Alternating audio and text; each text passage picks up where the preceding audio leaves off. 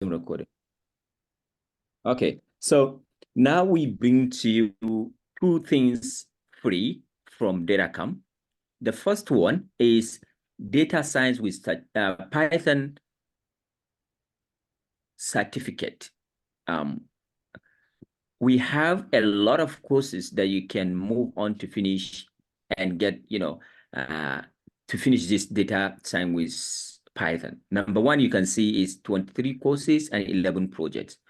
What this means is that this is something that you will get hands-on skills to practice. When I started my journey to data science, I followed these courses, not all of them, because, I need to pay to get access to each of these courses. So this is something that you have access free. And in fact, DataCamp has over 400 courses, and you do have free access to all of those courses. But we want to emphasize that, hey, don't see that you have access to multiple courses. We have predefined what you can do. That is, follow data scientists with Python courses. So you can see you have 23 courses, but all of these courses, they are not that heavy courses. Like, you see, like they have very few hours, 4 hours and whatsoever to finish. Now you can see the first one, Introduction to Python. You can see number third one is Investigating Netflix. Number fourth one, Data Manipulation with Pandas. Fifth, Exploring Which is Project. Joining Data with Pandas. Introduction to Statistics with Python. Data Visualization with Matplotlib, Seaborn.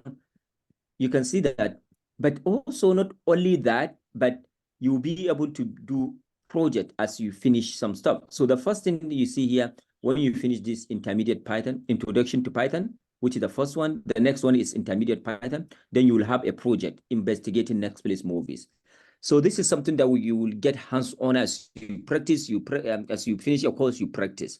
So we urge all of you that are in RODS that before or at the end of RODS, or anyone among you must have these, complete this data science with Python.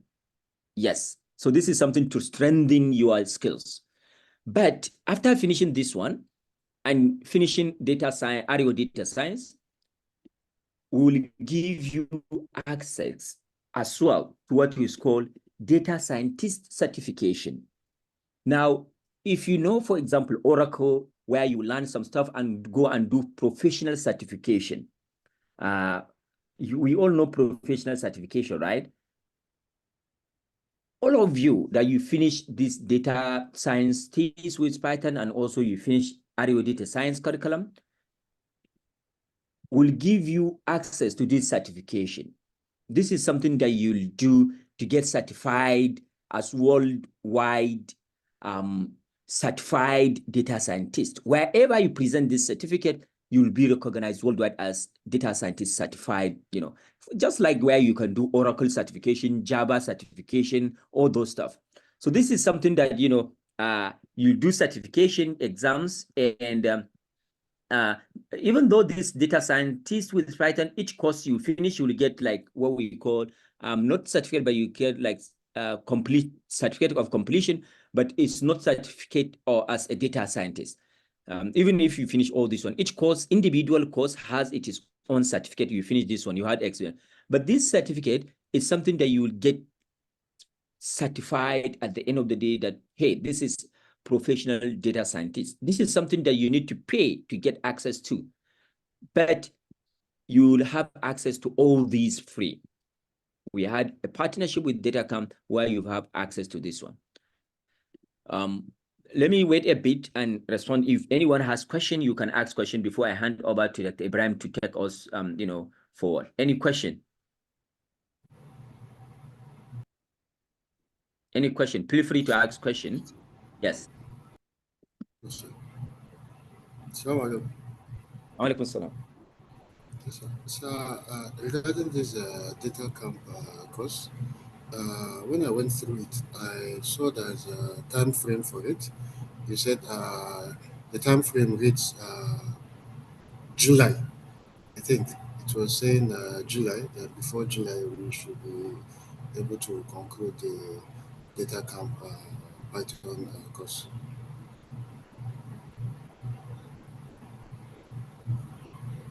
Hello. So what's the question? Okay, my question is, you said before we finish the program, we should make sure we finish the data camp Python program. So what I'm saying is, which time frame are we to follow? Because when I checked mine, I saw till July before we anybody should round up the Yeah. data camp. So yes. So because not everyone maybe will move on into the next stage for data machine learning and complete that. So people, we give them like, we put this time frame, people can finish at their own pace. Even if you don't pass to the next level of machine learning, that means you are not officially with RO data science. You can finish that. We give them this time frame. But what we are saying is uh, our expectation is finishing RODS complete curriculum. By that time, we expect everyone to finish data scientists with certificate, data scientists with Python. Then maybe we can give like 2 weeks or so, or 3 weeks for people to prepare for the certification. Yeah, but people that are not, have not moved to the next stage can take even like, up to the time frame we assign for that course, so that can be able to finish on their, on their time, on the time they have. Yeah. So I think what we can do is we'll make sure that even RODS fellows will put a timeline that this is expected. But because the reason why we didn't put that, if you look at our machine learning, we haven't put date. So maybe from next week, today or tomorrow, we'll put date for the expected date for our machine learning, because for the data science, we have completion for the data science track. So for the machine learning track, inshallah, maybe today or tomorrow, I will put the expected deadline. So we'll tell you this is expected deadline also for finishing the data camp, so that by that time you finish the RODS, you finish the data camp certification as well. Does that make sense? Yes, it does. Thank you. Okay. Okay. Any question? Okay. Good So if there afternoon. is no question, I have a, we know. Hello? I have a question. Okay, go on, Good Rahma. afternoon. The course I was Go on. enrolled in Yes. data camp is introduction to Python. Is it the same as data science certification?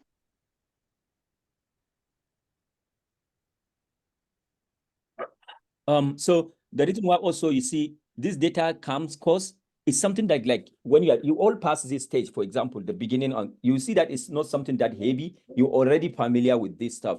So this data scientist with Python is collection of courses that you finish to get hands-on skills in data science. And each course you finish, you get like, what do they call it? It's not certificate, it's like what do they call it? Like a What do they badge. call it? It's not like a badge, right? Yes. Yeah. You get something like you completed this course. But getting certificate as a data scientist professional, you can take this data scientist certification. You need not, it's not necessary, this is not prerequisite to complete all these courses. For example, for me, even though I haven't finished all this one, I can just come and, enroll and register for data scientist certification and now take the exams and finish it if I get certified.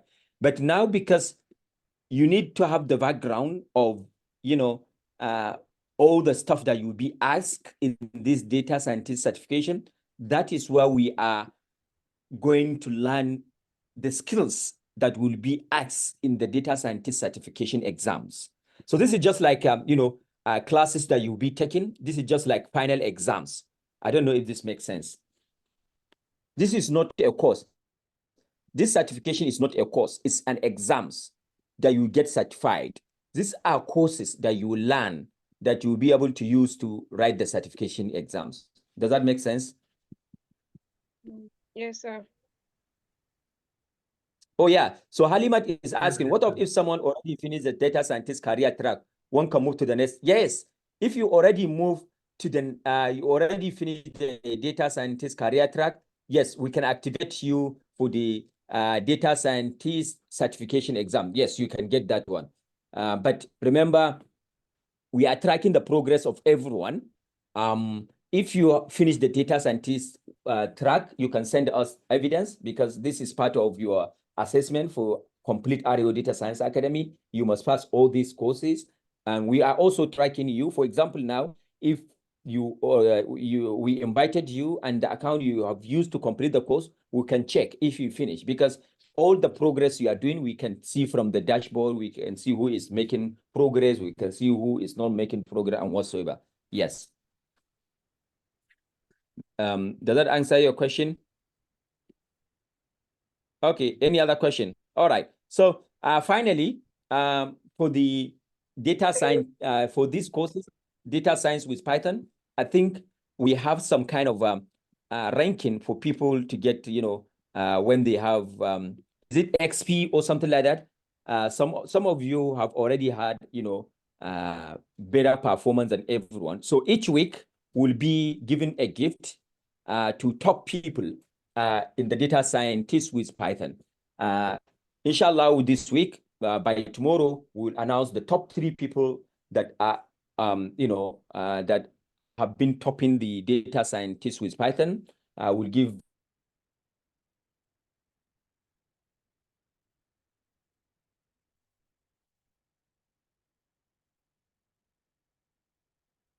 Okay, I think we lost Shamsuddin. Am I audible? Yes, Yes, sir. yes, you are, sir. Yes, sir, you are audible. Okay, so I think we lost Shamsuddin to network or any of the issues that we face in Nigeria. So welcome back and a very good day to you. Just to reiterate what Shamsuddin was saying,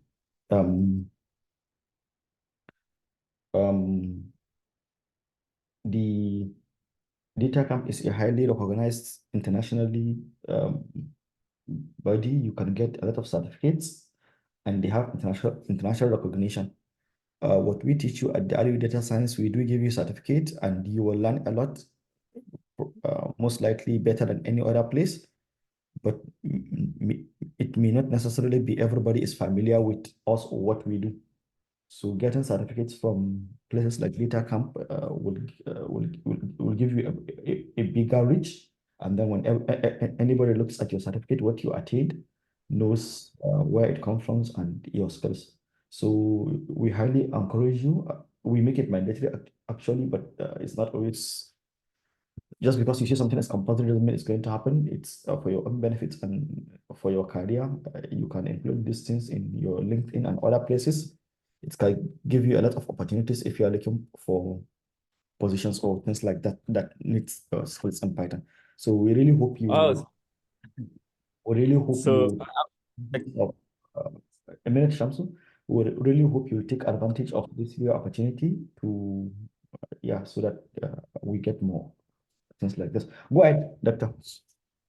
Oh, sorry. I said I would give you the stage to take over, but I think the last thing that I made mention maybe is not clear. I said we'll select the top 3 people each week that have been, have higher performance in the data scientists with Python, to give them some gift for the top 3 people.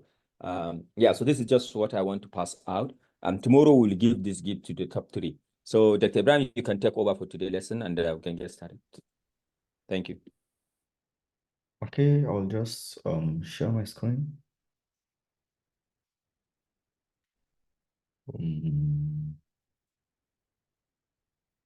So this week we are continuing with basically data preprocessing and data preparation. When you want to do your data science and machine learning eventually, your data may not always come in the way that you need it. You need to prepare it, process it, mix it in a way. You may have many problems. Like some of you are already familiar with this kind of issues. You do questionnaire, you give surveys to people to fill. They forget to fill in their age, they forget to fill in their height, or fill in something that you don't understand what it is. So when you're recording it in a computer, it becomes empty and that. So these are kind of issues that you need to deal with. So today we'll be looking at data preparation. What just I want to emphasize is there are many other things. This is just the beginning. There are many other things you can do with data preprocessing and data preparation. So don't limit yourself to what we discussed today.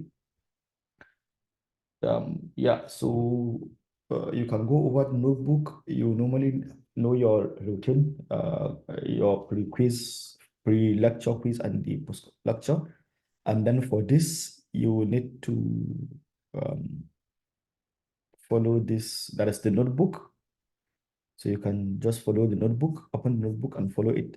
Within the notebook, we'll come to it bit by bit. There are some exercises that you need to practice. So if you restrict yourself to what is here, you wouldn't see the exercise. I don't think the exercises are here, but yeah, when you click on this, there are more contents, and then it has exercises. Yeah, so I will stop sharing my screen and share my VS Code so that we can follow it bit by bit.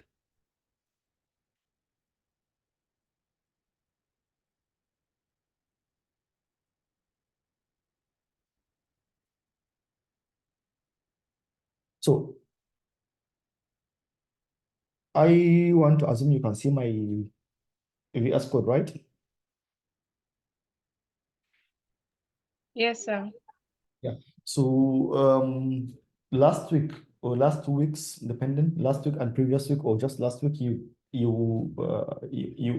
did pandas and numpy with Lokman and Dr. Shamsuddin respectively. So we would be using some of those libraries, especially because we are doing data preparation. We need to get the data from somewhere. So we'll be using mostly pandas, yeah, for the data manipulation and then the things that we can do. I believe, I don't know, I haven't looked at the content, so I don't know what you learned, but I believe you know that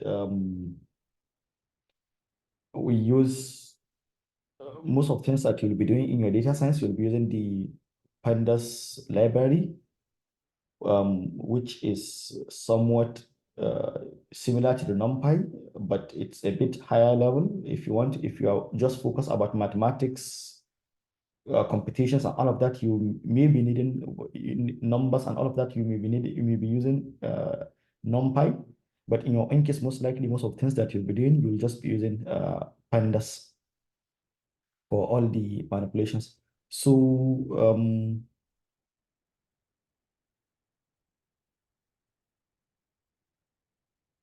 yeah, so we are starting with exercise to look at the IRIS dataset. Is a very popular dataset, and fortunately, it comes as part of the sklearn library. So to be able to use this, okay, you need to install. I just noticed this. It didn't give me an error because I already have it installed.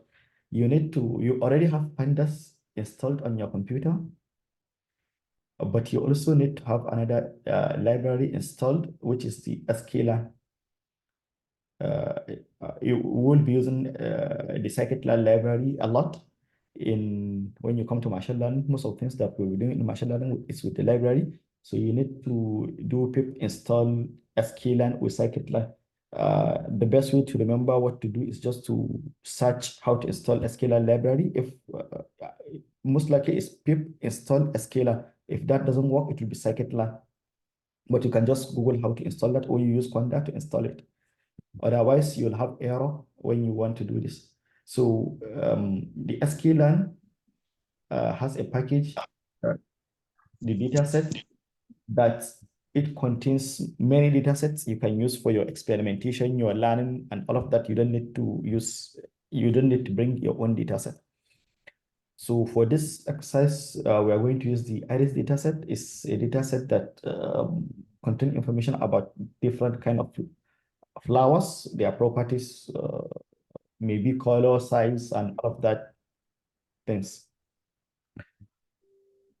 So we define iris, and then we load it. So we have an instance of it, and then we define a data set from, okay. Let's see what happens.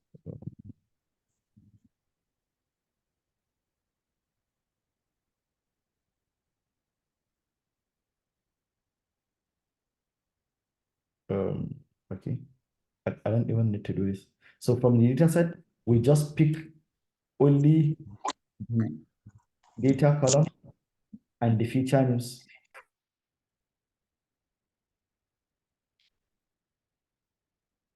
Okay.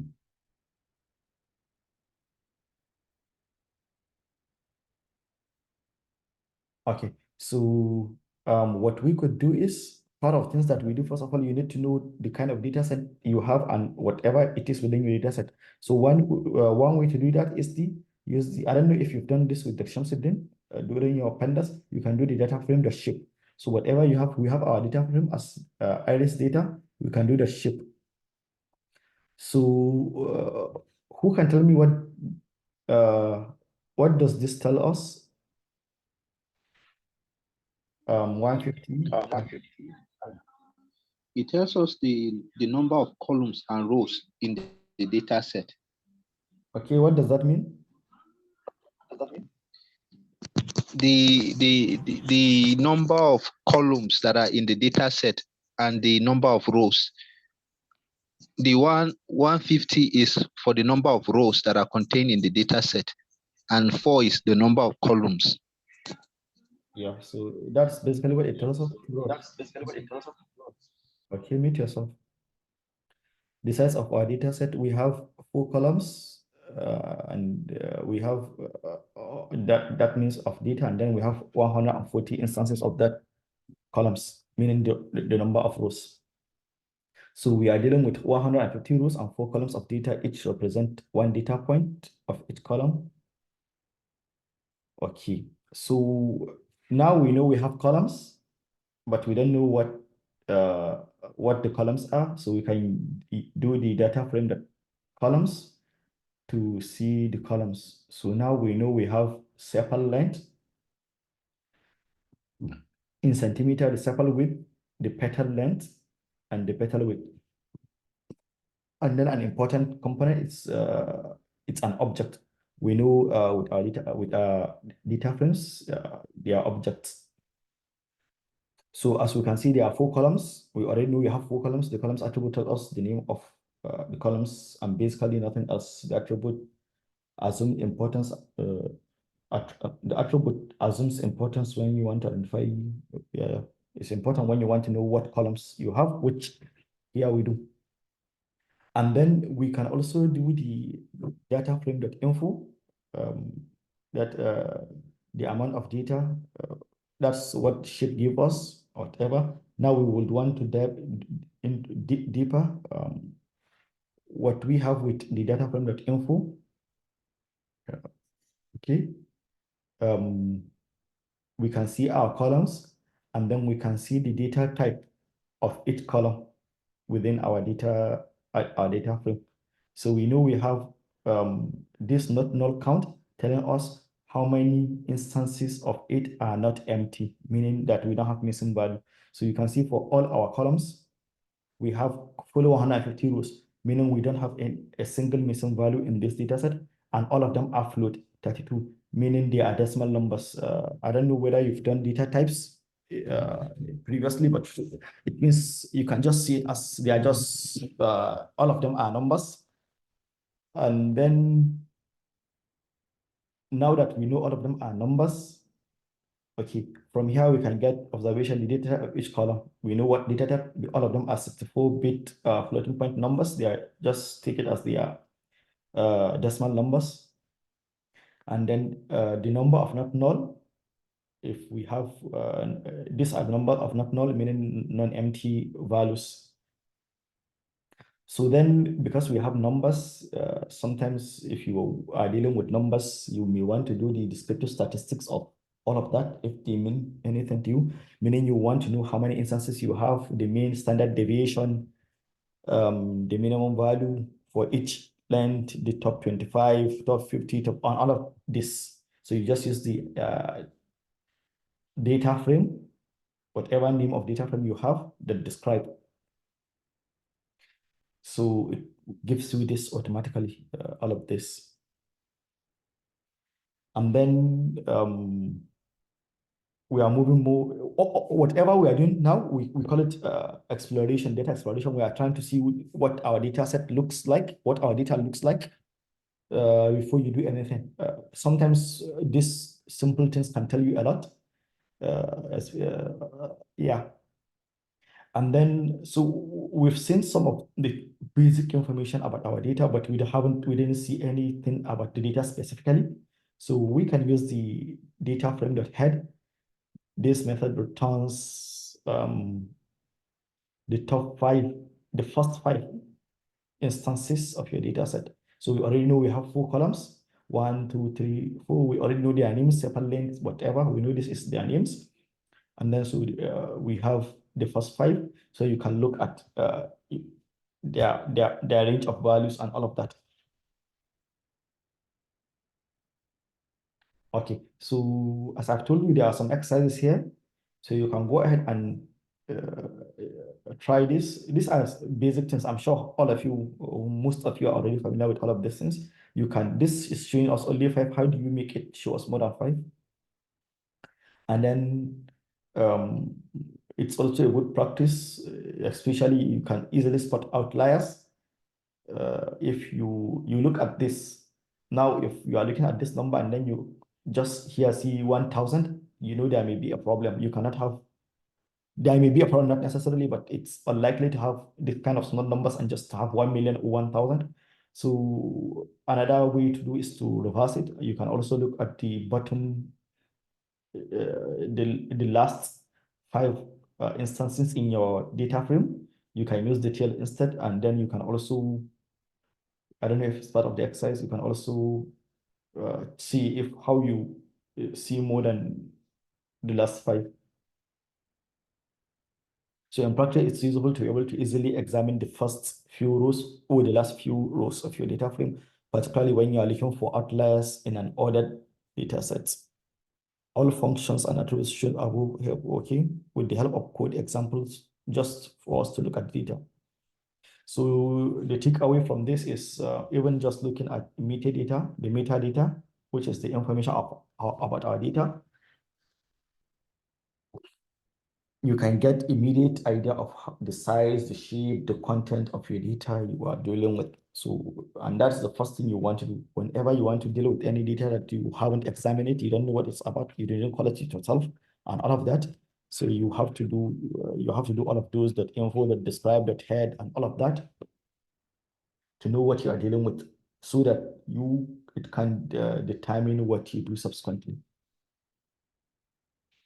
Then we are going to, most of this class will be actually on missing data, because it's a very crucial issue,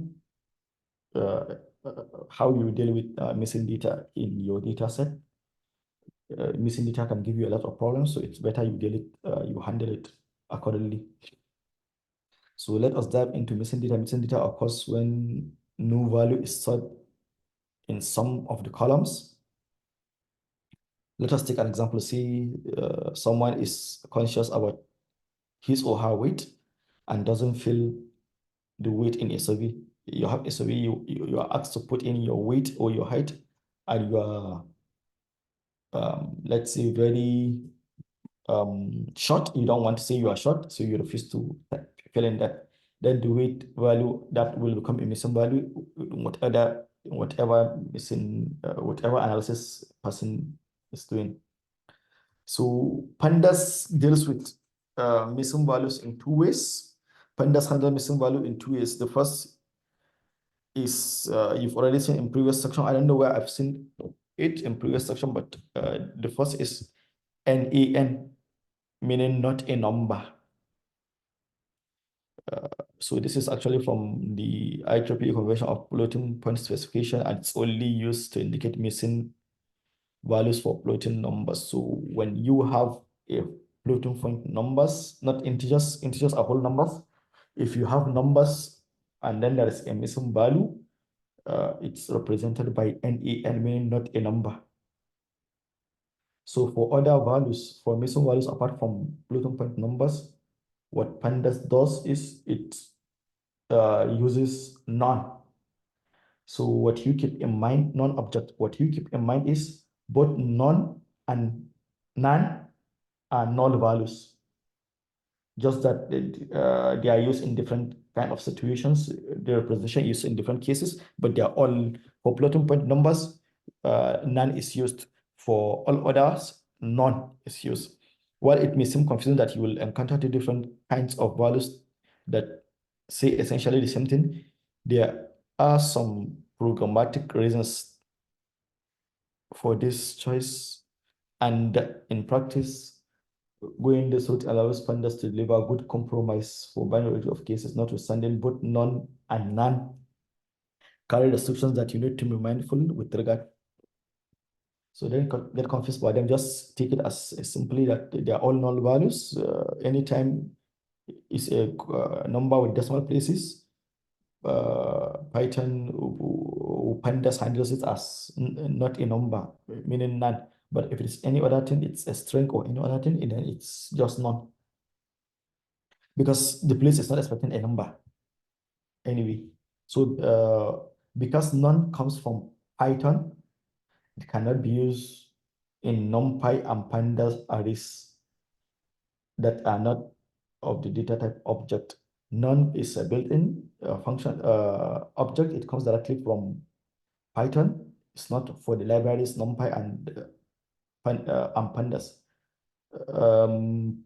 Pandas is built upon NumPy, right? So they share that property. So you cannot use it. Below is an example you will understand better. Remember, NumPy arrays, which is a data structure, can contain only one data type of data. Meaning, if you have an array, everything within the array must be the same.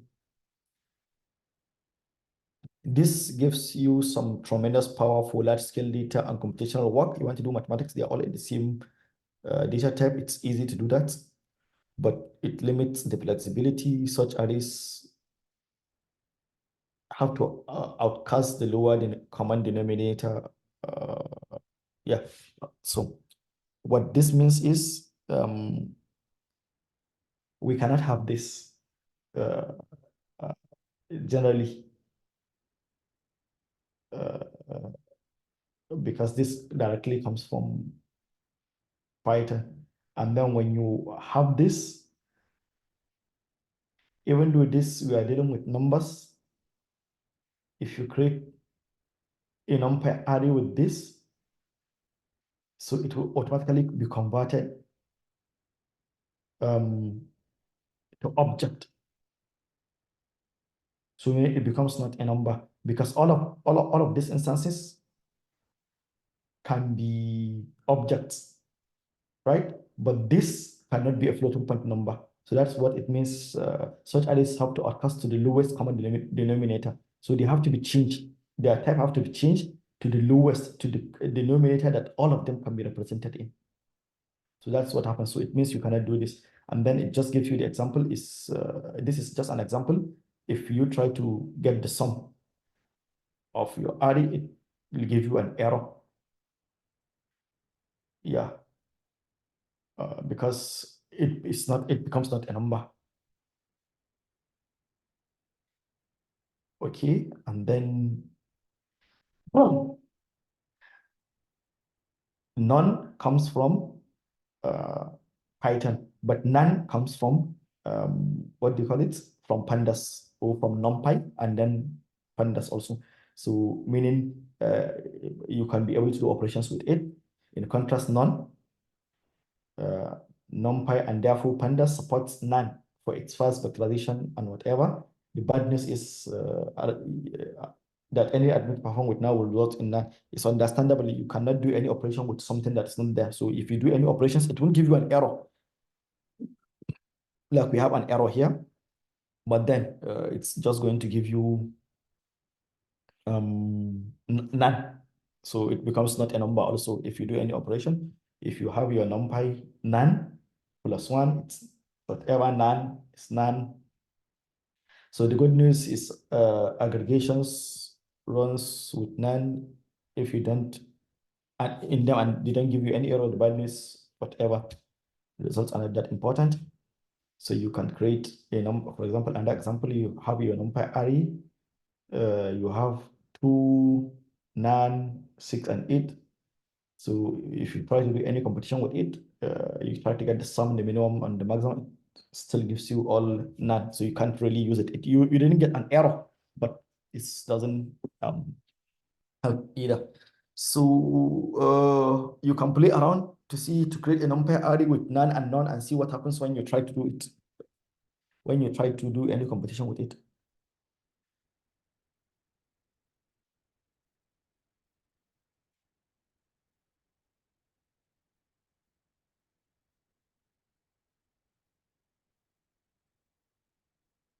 Okay, and also you have to keep in mind, I've said this, none is just for missing floating point values. There is no none equivalent for integer, string, or booleans.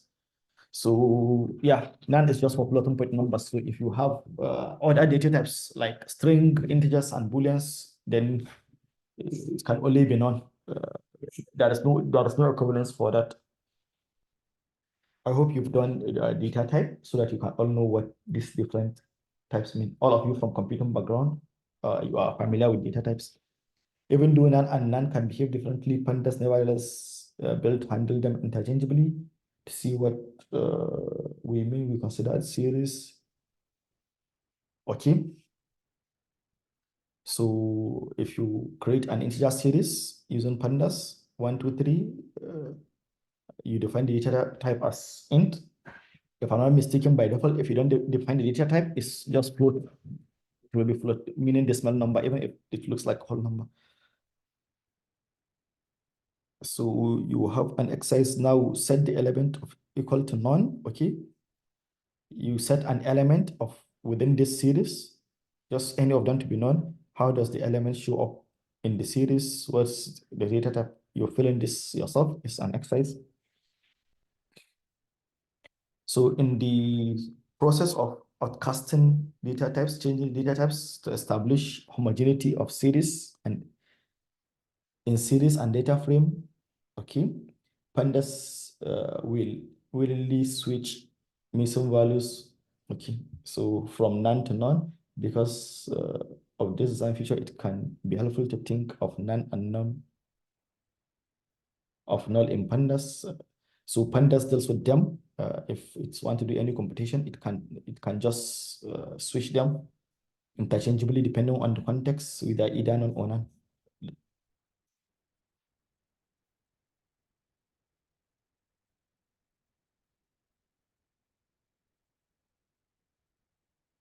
It can be helpful to talk of as two different flavors of null in pandas. Indeed, some cool methods you will use to deal with missing values in pandas reflect the idea.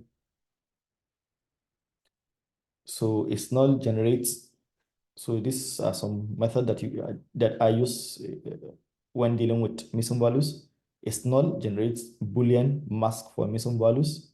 So Boolean means true or false. For example, not null. This is null. Not null is the opposite of that. It returns whatever. It's true or false depending on if it is. Drop NE returns filtered version of the dataset, meaning it returns, you drop missing values, and then fill NE returns a copy with missing values filtered or imputed. Filled, yeah. So this, you just want to drop them. You are not interested in missing values, while this one, you want to fill them using some techniques. So these are some of the methods that you can use in dealing with that. So detecting missing values. Now that we have understood the importance, now that we understood the importance of handling missing values, I presume, we need to detect them in our data before dealing with them. Both is null and not null are primary. They do the same thing basically. So for example, we have a series of 0 numpy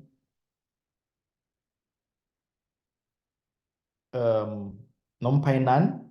We have this, and then we have none. If we see it's null, meaning to print instances where it's null. If it's null, it will tell us true or false. If it's not, it says then true. So for the first one, we have 0, and it says for false, meaning it's not null. For the second one, it says true, meaning it's a null value. For this, it says false, meaning it's not a null value. And then for the last one, it says true, because this is a null value. And then the data type is Boolean. So a question, I don't understand. Why is this not why is this not? Why is this true? Why is this rather false? Why is this not a null value? Go ahead. It's a question. We have this series 1, 2, 3, 4. So this is obviously not null. This is null. This is null. But why is this also not null? Anybody?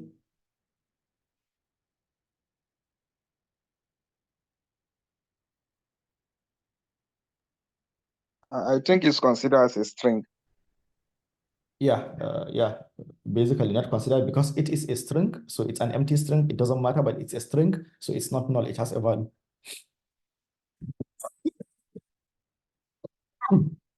Excuse me. So look closely at the output. Does any of you surprise you? While zero is an arithmetic null, it's nonetheless a perfectly good integer, and pandas treats it as such. Oh, the answer is here. The whatever double quotation is a little more subtle.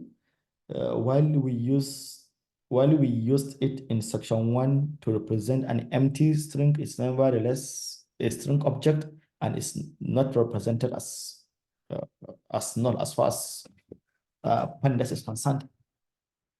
Now let's turn around to use methods in a manner that you like to. Yeah. Okay.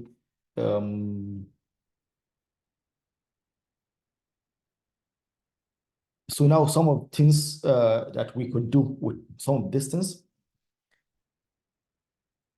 Here we are just getting the sum of places where we have null values. So we have only 2. This is false, false. We have only 2 places where we have null value, only this none and this. So this is example of what we could do. We have to finish this. So you can try the exercises, and yeah, keyways both is null and not null methods, whatever. So this is about dealing with missing data. So there are many ways that we can deal with missing data. We can drop them and we can replace them with some other value. There are many ways that we can do. You remember we saw the drop NE and the fill NE methods. So that is 2 ways that we can deal with missing values. We can just decide to drop them. We don't need them. But in some instances, dropping them is not good, especially if they will significantly affect the size of your data. So if dropping them will affect the size of your data, then you may need to find a way to fill them. So dropping null values, it's easy. You can just see example trigger, whatever. But you see, if we drop it, because it cannot drop the only instance. What it drops is the entire row. So now we have nothing. So let's go to let's have a new data set. Now this should look like the differences, whatever. This is that rather than just indexing the max value drop, it has removed those missing values from the series. Two dimensions, you can afford more options of dropping. Yeah, because the data frames has 2 dimensions, they can afford more options for dropping data. So let's have this example. It's this is a matrix. Our normal data. So we have this. So we create another data. 1, we have none, 7, 2, whatever. So we have 2 missing values here.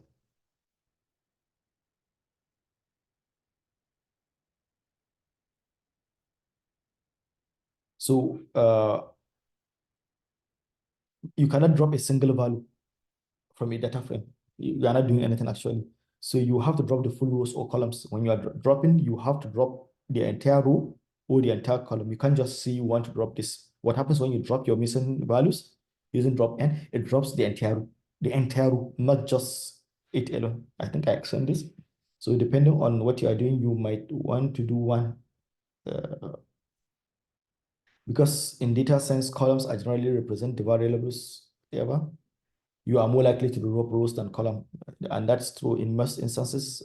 Our columns represent features, independent features, while our rows in many instances represent just instances. So it's easier to drop an instance than to drop a complete feature, right? Yes.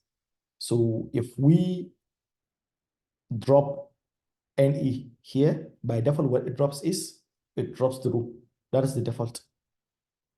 So you see, because we have NA here, the entire of this column will be dropped, and the entire of this column will drop. We are left with only one row, only one instance of our data set. So if you need to drop it, which is may not be very likely to drop it in dropped column, you can change the axis. And then example for drop axis cost to column, so it will drop the data. You can use any of these arguments, axis cost 1 or axis, you specify the specific axis to drop it, then you are left with the columns. Notice that this can drop a lot of data, and you may want to keep explaining this, particularly if you have small data set.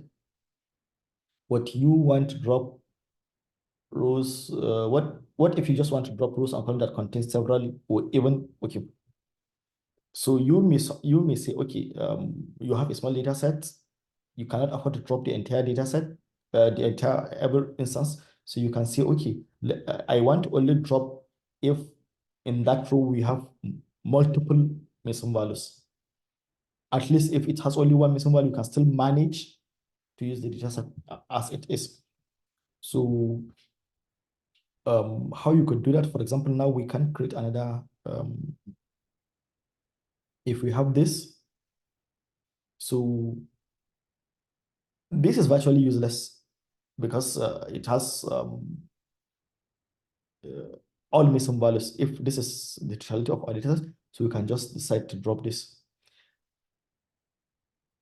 So you can specify those that you want to drop, how, and the trash.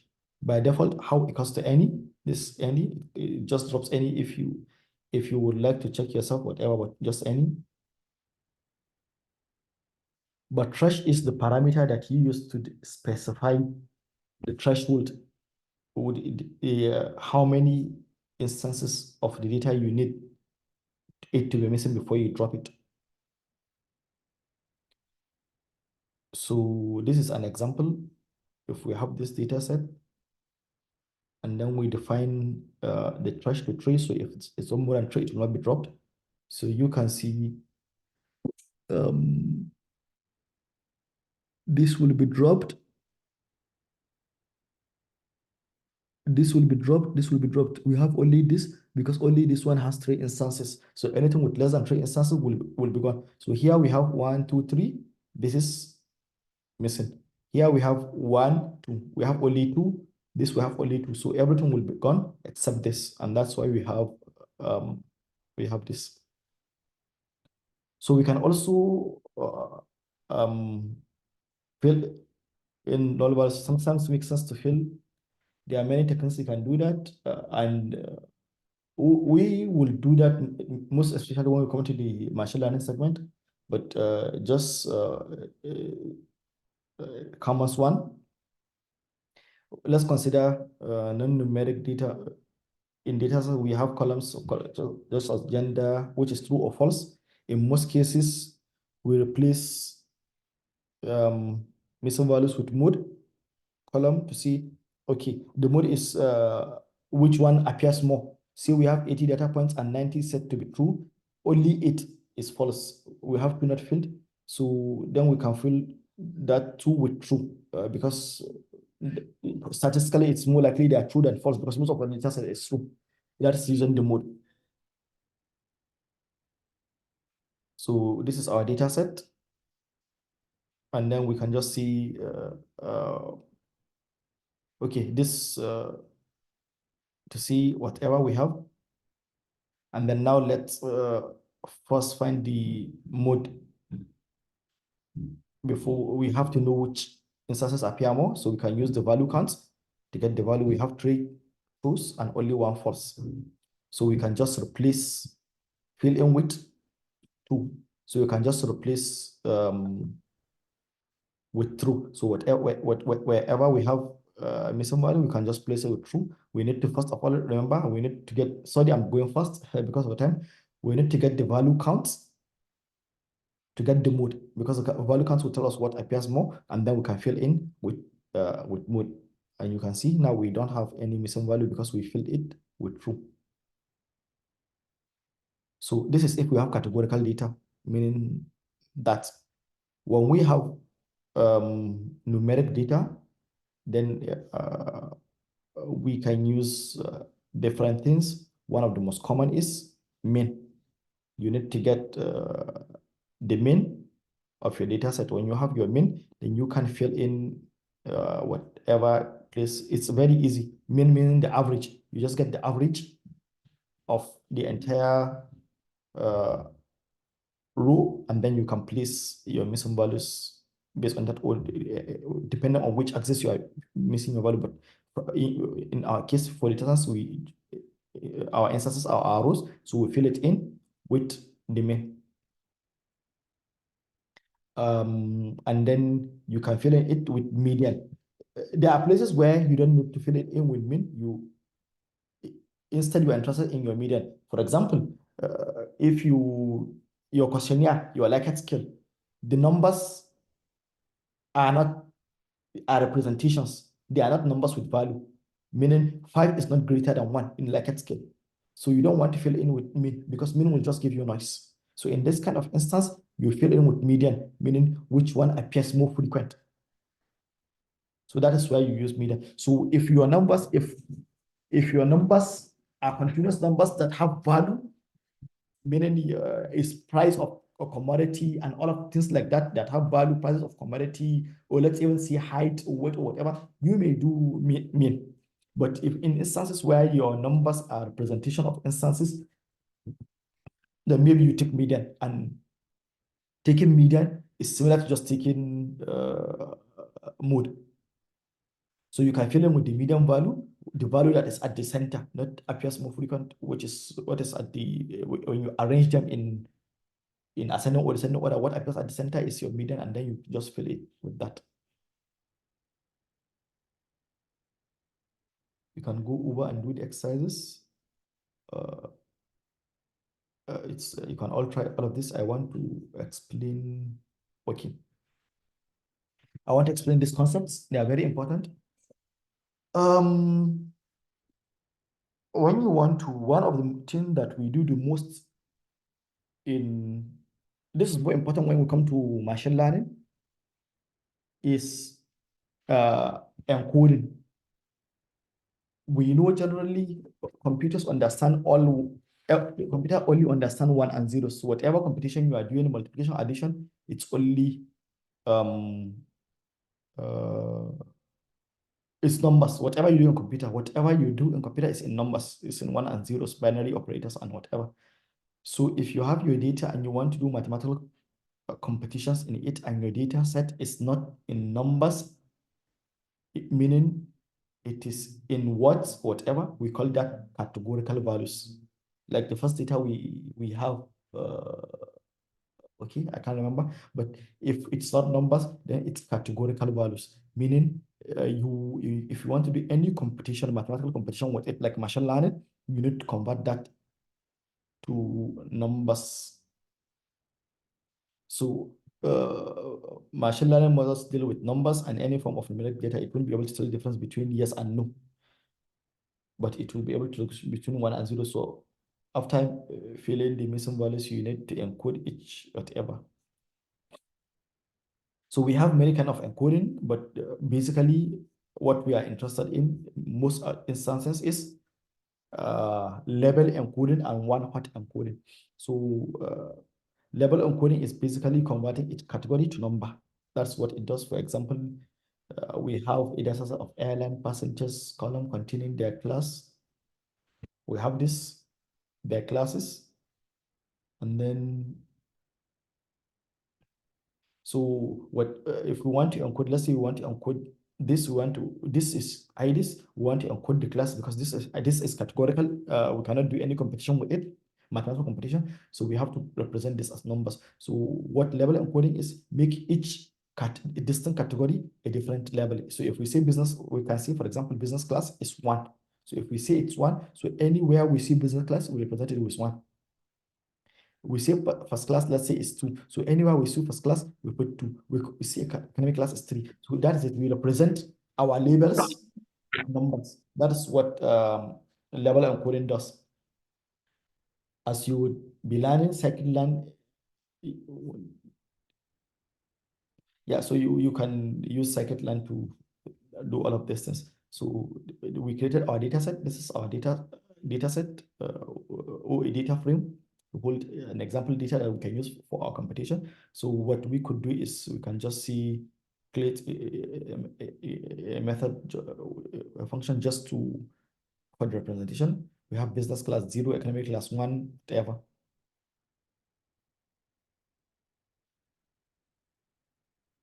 And then we can, in our, all this is basic Python, in our class from our label, which is our data set, we pick the class column, and then it equals to it, and then we replace the class labels. We call this function. So it will replace this with this, so we can have this. So when we have this, we can do whatever competition we want. But we keep in mind that we know 0 means what, 1 means what. So this is level encoding, and you can do your machine learning with this, but you can't do machine learning with this.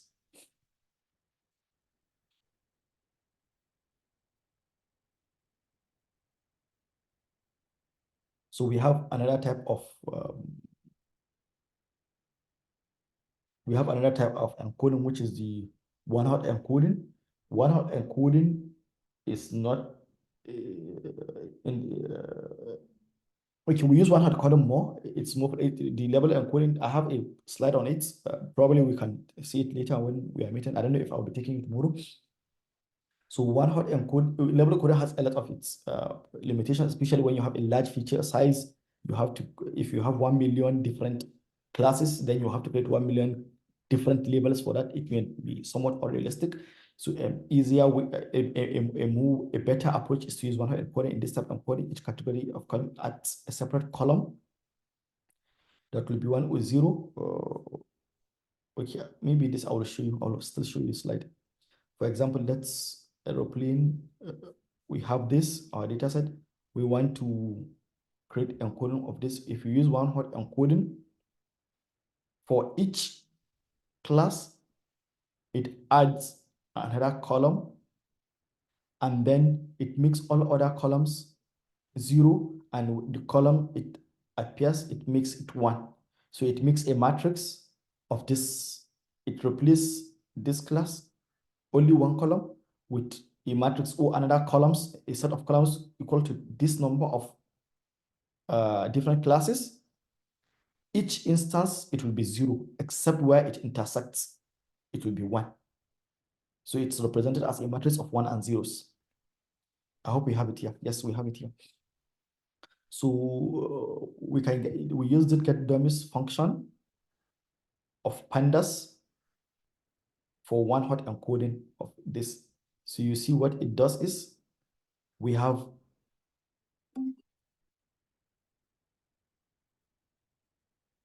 our classes, right? They are business class, academic class, and first class. So this will be added as columns. So wherever in our instance is business class, it will be 1. All other places will be 0. So this class will be represented as this matrix. You will see for each row, we have only one column. Yes.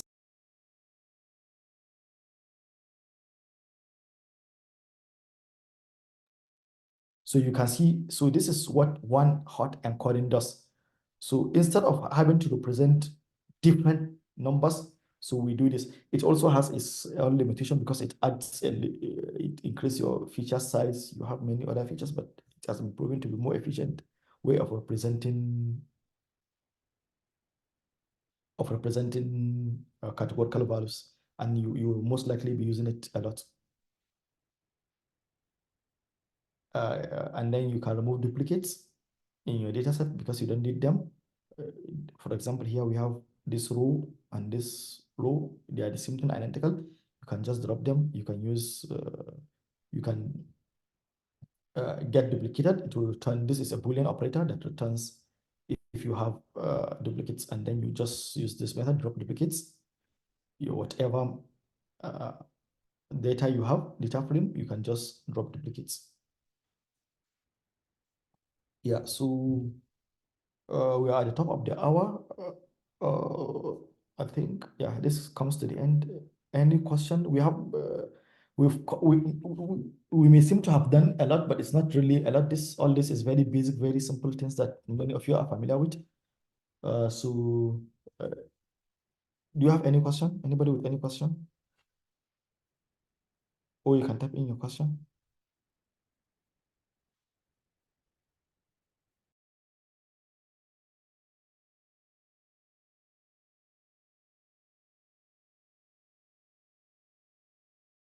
Come on, everything is clear. It's too simple, right?